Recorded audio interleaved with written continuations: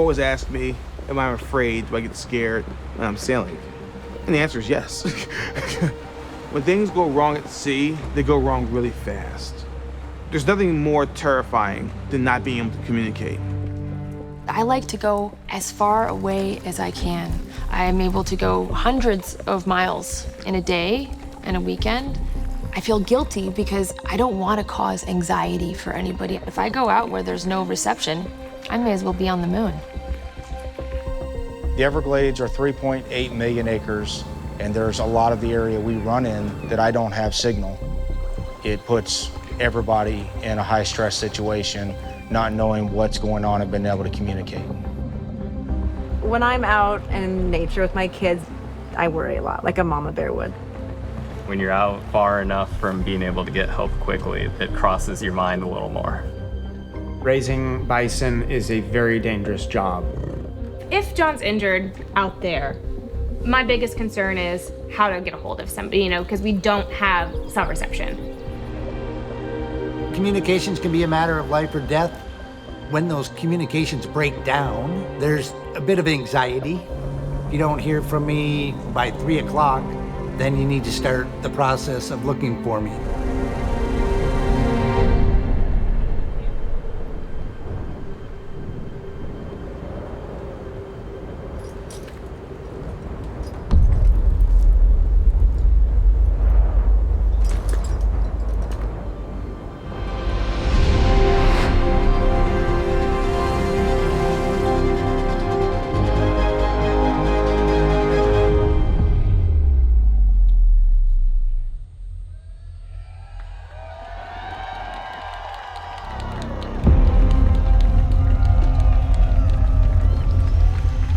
Please welcome T-Mobile CEO, Mike Sievers. Good evening, everybody. How you doing? I hope you're all happy to be here like I am. Feeling good? Thank you to the SpaceX team and Elon for welcoming us all to Starbase for this big announcement. I have to tell you, 2 months ago, I gave a little preview of this without a lot of people knowing that I did. I foreshadowed it during the announcement of our latest Un-carrier move at T-Mobile that we call Coverage Beyond. And I told the public then that T-Mobile's mission as a company, our corporate mission, is to be the best in the world at connecting customers to their world. And that groundbreaking move, Coverage Beyond, was all about connecting people beyond the reach of our cellular network. With that move, we became the first company of our kind worldwide to offer ubiquitous global cellular high-speed data built right into our most popular plan. 220 countries around the world connected to cellular partners that we have. And we announced that we'd connect you when you're on your way by partnering with all the major airlines in the United States for built-in Wi-Fi for the entire flight at no extra charge. That was Coverage Beyond. And tonight, we're taking things together with our new partners at SpaceX, a huge, giant leap forward. Because tonight we are announcing a technology alliance that we call Coverage Above and Beyond. And it's big because it is about solving the biggest pain point in the over 40-year history of our industry. This partnership has a vision that is the end of mobile dead zones. Listen, this is a big pain point. Our country is vast. In fact, it's the 4th largest country in the world by landmass. There are 500,000 square miles uncovered by any cellular network. And this is important. It's important for safety. It's important for connectivity with the people we love.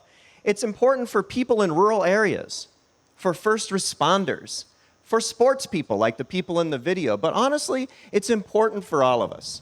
Because, we have every single one of us, driven down that windy country road through the hills and dales, beyond the reach of any cellular network, and begun to wonder, what would happen?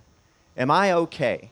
Is this a time? This is not a time when I want my car or my bike or something or my person to fail. This is important. And so this partnership is about imagining a different future. Imagining a future where if you have a clear view of the sky, you are connected on your mobile phone.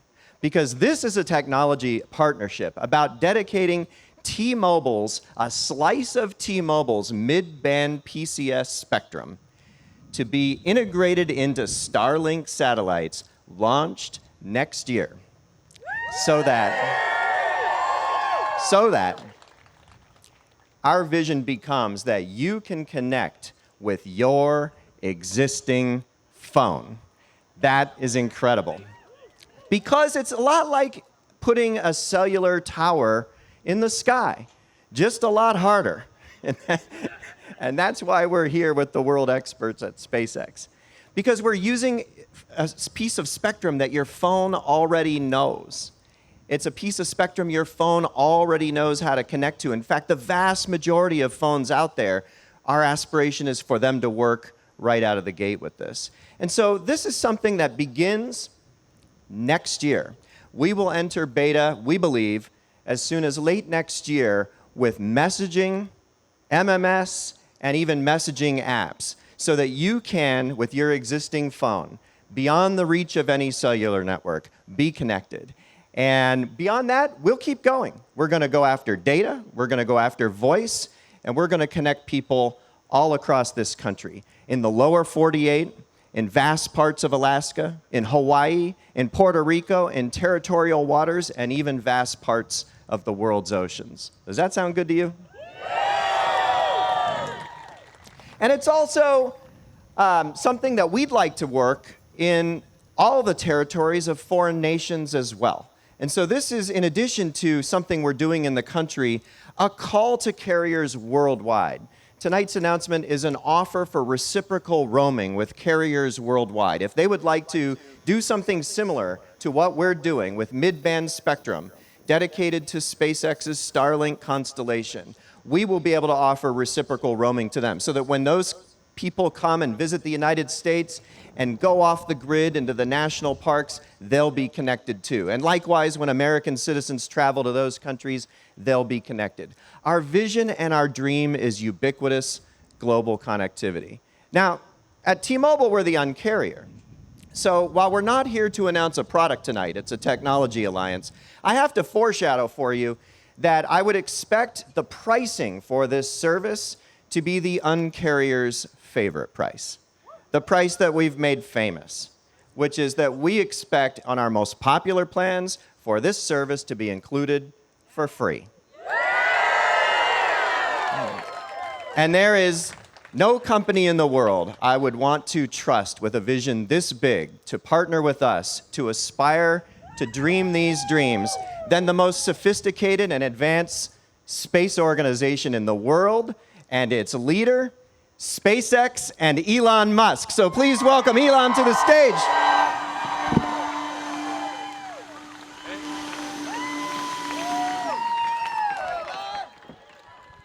Hey guys. So welcome to Starbase. So it's something that we really want to emphasize because I think there might be some confusion out there. Is that this is the Starlink second generation satellites will be able to broadcast direct to cell phones. So the cell phones you're holding up there, it will be able to transmit directly to your cell or mobile phone. So now this won't have the kind of bandwidth that a Starlink terminal would have, but it will enable texting. It will enable images, and if there aren't too many people in the cell zone, you could even potentially have a little bit of video. So the important thing about this is that it means there's no dead zones anywhere in the world for your cell phone, and we're incredibly excited to do this with T-Mobile. It's really great to do this. So. But we do want to work with other partners in other parts of the world and really enable this as a function anywhere. And we've all read about somebody who's, say, been hiking and got lost and perhaps died of thirst or exposure, or someone that got stuck in a blizzard and froze to death. You could conceivably get stranded on a desert island and be talking to a basketball. But now you can call for help. So the thing that I think is really profound about what we're announcing today is that it will save lives. And we will no longer read about these tragedies that happen where people get lost, and if only they could have called for help, they'd be okay. So I think what we're doing here is profound. It's going to massively improve people's convenience, and it's going to save lives. So it's incredible. Yeah.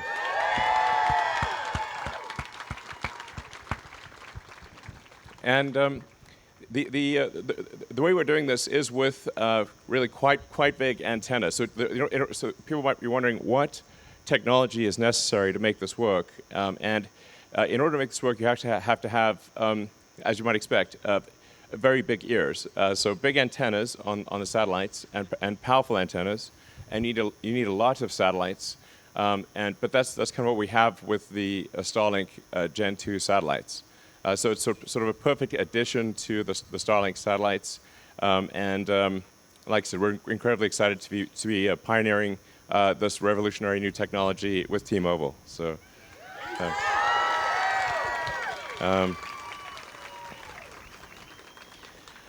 if people might be wondering, what do I need to do to make it work? Well, you don't need to sort of point it at the sky and like follow the satellite or anything like that. We're confident that it will be able to work if it's in your pocket or if you're in your car. Certainly, if you're walking outside or if you just pull your cell phone out, it'll work great. But we think even in your pocket and in your car, it'll work well. And we think probably up to 2 to 4 megabits per cell zone. So that's thousands of voice calls and millions of text messages. So, I think this is a really a massive game changer. I hope that I'm being maybe a little repetitive on some of these things because I sometimes wonder, like, is the profundity of what we're saying actually going to, because, will the public understand this? Hello, public. Hello, public. Because those in the audience from T-Mobile and SpaceX obviously understand what we're talking about. Is really a really big announcement, but I hope the public understands the magnitude of the announcement as well. It's in a nutshell, it's no more dead zones, and that's what it comes down to.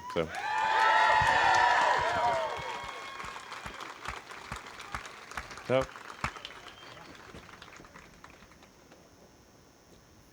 Do you want to answer this? Should we take some questions? Yeah. All right. So first question that came in advance from somebody in the press was, do I need a special T-Mobile plan?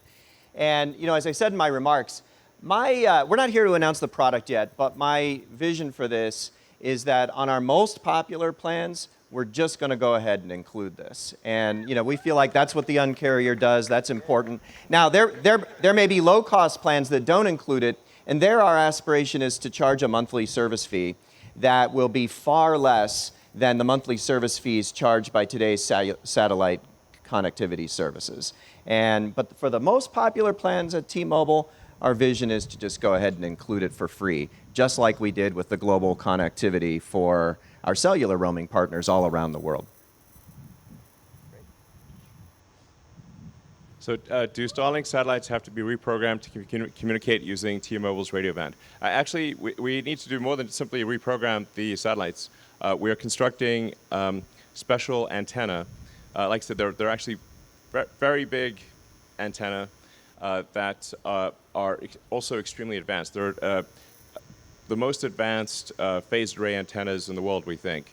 And it has to be, the antennas have to be extremely advanced because they've got to pick up a very quiet signal from your cell phone. And you can imagine if that's like cell phone, that signal's going to travel 500 miles and then be caught by a satellite that's traveling 17,000 miles an hour. And the satellite's got to compensate for the Doppler effect of moving so fast. So this is really quite a difficult technical challenge. but we have it working in the lab, and we're confident this will work in the field. So it's actually quite a lot of extra hardware on the satellites, and it's also a lot of software, yes. It's a hard problem. That's why it's not been solved before.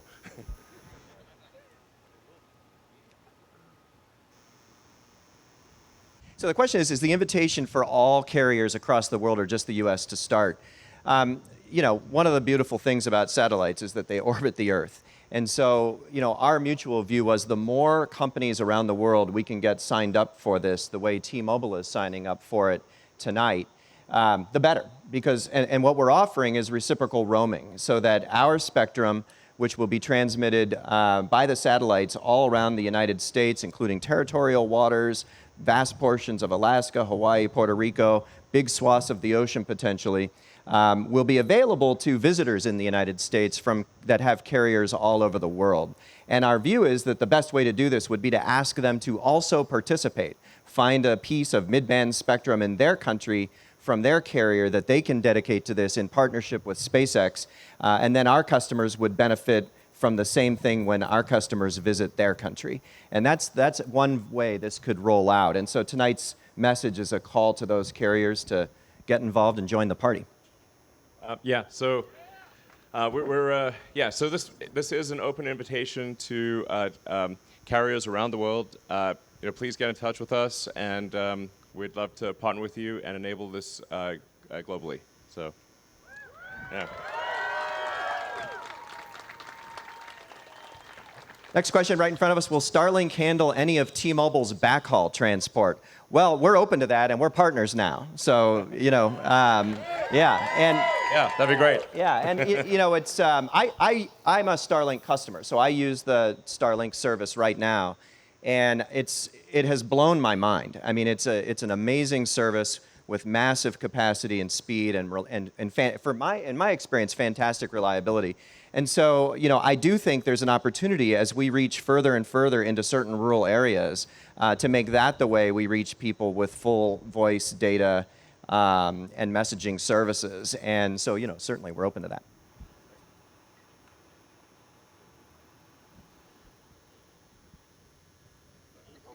Yeah, you want to do, yeah, okay.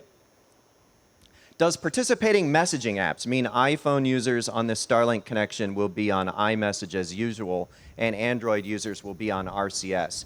You know, we haven't actually we just announced this moments ago, we haven't actually begun working with other companies as to how they will integrate with us. But the reason we said select messaging apps is because it's a bit of a technical problem that we need help from the partner with in order to separate messaging traffic from all other data traffic. We've done this before with prior initiatives at T-Mobile. We know how to do it, but sometimes we need a little bit of involvement from partners. We also need to make sure that they're working with us in a payload-aware way. And so our opportunity over this next few months is to open up a program and invite messaging apps to participate such that they are reaching our network in a way that our network can see and separate the messaging traffic and make it available to participate in this service right out of the gate. So that's the vision. And our partners in the internet have worked with us before. Years ago, we did Music Freedom, and we were the first company to allow you to stream all your music free at T-Mobile back when you sold data by the data bucket.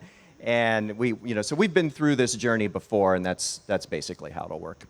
Yeah, I think an important thing, though, is that you will not need to get a new phone. The phone you currently have will work. So, yeah.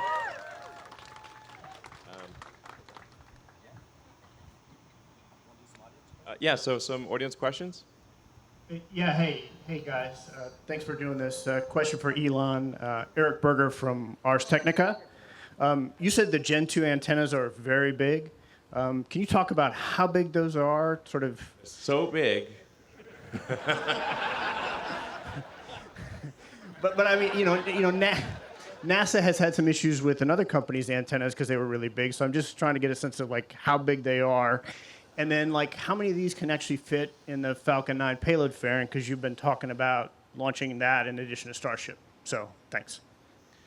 Yeah. So. We think like this service will be primarily a Starlink V2 satellite. The Starlink V2 is the main body of the satellite is about 7 meters long, so call it maybe 40% longer than an SUV.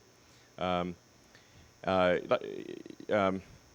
and then the antennas that we're talking about here would be supplemental to the KU and KA antennas that we're currently using on Starlink 1 and to the laser links. So the Starlink 2 satellites, we intend to have KA, KU, improved KA, KU, and obviously the laser links.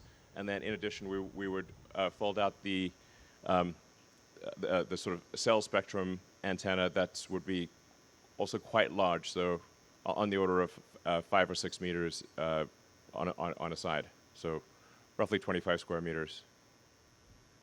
And then can you get those in the Falcon 9 payload fairing? The Starlink V2 is meant for Starship. We might, yeah, it's meant for Starship, like those things. So the Starlink V2 satellites are very large and too big to fit in a Falcon 9. But we are actually looking at an interim solution, which is like a sort of Starlink V2 Mini that would maybe launch if the Starship program is delayed longer than expected. Would launch a sort of a smaller Starlink V2 kind of Mini that would fit on a Falcon 9. Thank you.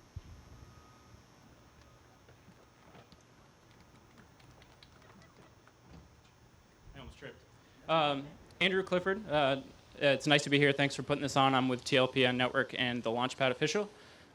So I guess the first question, I just have like a question about the technical difficulties that you ran into getting up to this point and actually being able to decide that this was worth pursuing.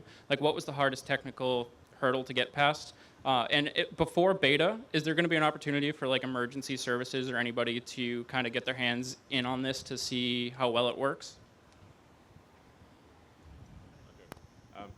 So yeah, as soon as we have the satellites in orbit, we will try to enable them to connect to cell phones for emergency services. So you actually don't need, unlike a real-time connection, you don't need to have the full constellation of satellites active in order to transmit text messages or email, for that matter. So any kind of asynchronous communication will work even if there's only one satellite. Now, of course, we are constrained by regulatory approval. But from a technical standpoint, it should work even when there's only a handful of satellites in orbit, because of the asynchronous nature of text messaging and email. You might just have to wait, I don't know, a half an hour maybe for the thing to go through, but it should still work from early on. Awesome, thank you.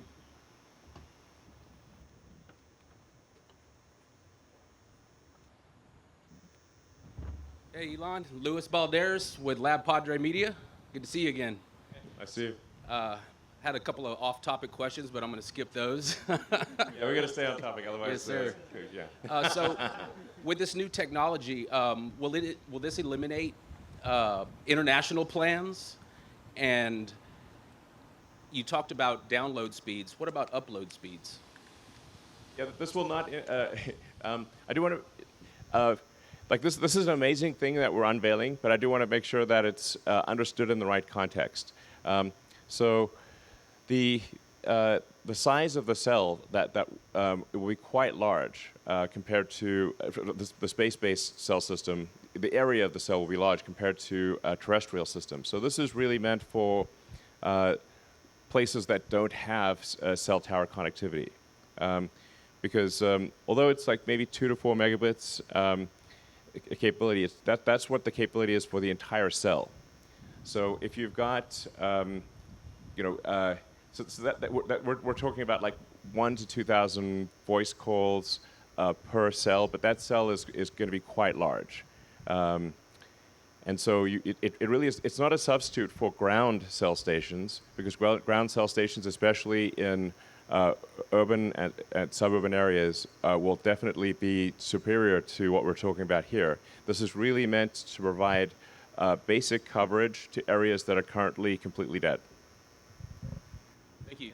Yeah, perfect.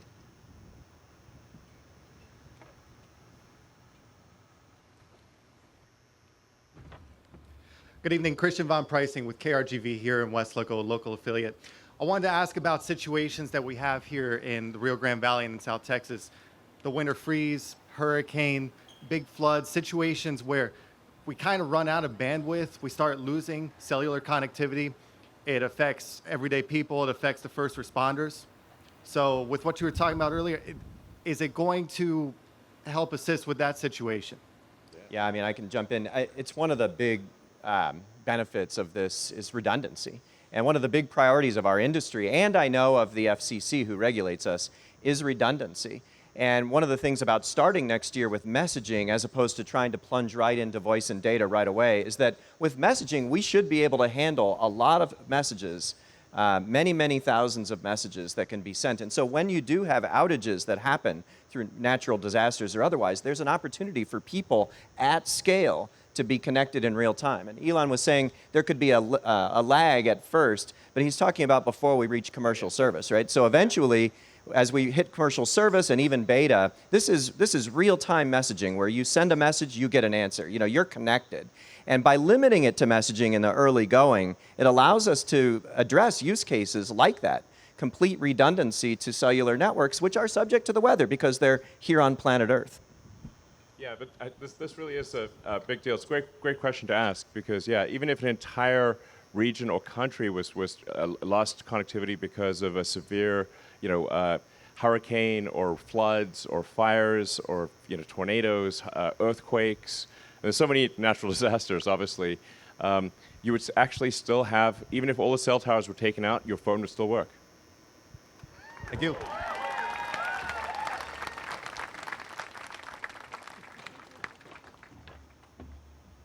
Hi, it's Evelyn Arevalo for Tasmanian.com.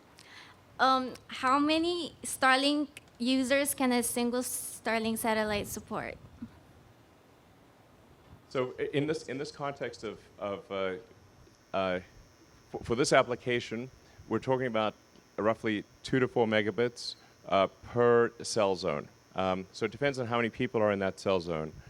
You divide that bandwidth by the number of people in the cell zone and who are using it simultaneously. So since a voice call is about 2 kilobits, that's 1 to 2,000 simultaneous voice calls, or there's hundreds of thousands of text messages that could be sent depending on the length of the text message. Thank you. We have some coming in while you're coming to the stage. We have some coming in from online at Isaac Swede. How will the phones connect to Starlink? Any special hardware required? I think Elon got at this a little bit. One of the beauties of this approach is that we are using existing T-Mobile mid-band PCS spectrum, some of the most tried and true spectrum there is, and we own it nationwide. It's one of the pieces that we own contiguous on every single corner of the country. So that allows us to then dedicate that, working together, to the constellation that Starlink operates so that we are seeing those satellites from every corner of the country. You know, as we said in the remarks, if you have a clear view of the sky, our vision is you're connected. And so your phone doesn't really know. You know, your phone doesn't know it's connecting to space. It will scan for its home network. It'll scan for terrestrial roaming partners as well. And if it fails to see those things, it will scan again and it will connect to the authorized connection from the satellite. And it'll think it's connected to a cell tower because that phone is using industry standard technology communication protocols, and it has the spectrum already built in, at least the vast majority of phones in circulation today do. Yeah, it's designed to just fully emulate a cell tower. And it has to do, there's quite a bit of complex hardware and software in that because it is moving so fast. They're traveling overhead at 17,000 miles an hour. Normally a cell phone tower does not travel at 17,000 miles an hour. So the phone's so we actually have to adjust the signal to account for something called the Doppler effect, which is sort of a increase in frequency as you comes towards you and a decrease as it goes away. Anyway, but anyway, it works.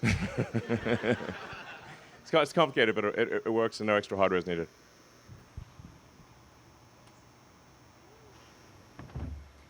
Yeah, hey, Paul Michaels with Ocean Camera Space Corp. So your both companies are going to work together, kind of contribute different infrastructure together to build a bigger network and stuff. How do you see this maybe going further into the solar system, maybe future partnership there? Well, we'd love to have T-Mobile on Mars. There you go.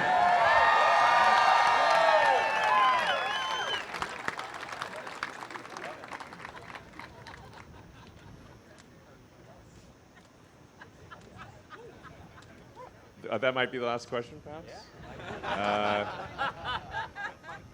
Okay, well, I guess thanks, everyone, and we look forward to providing you with this great service and working together with T-Mobile to bring it to you. So, yeah.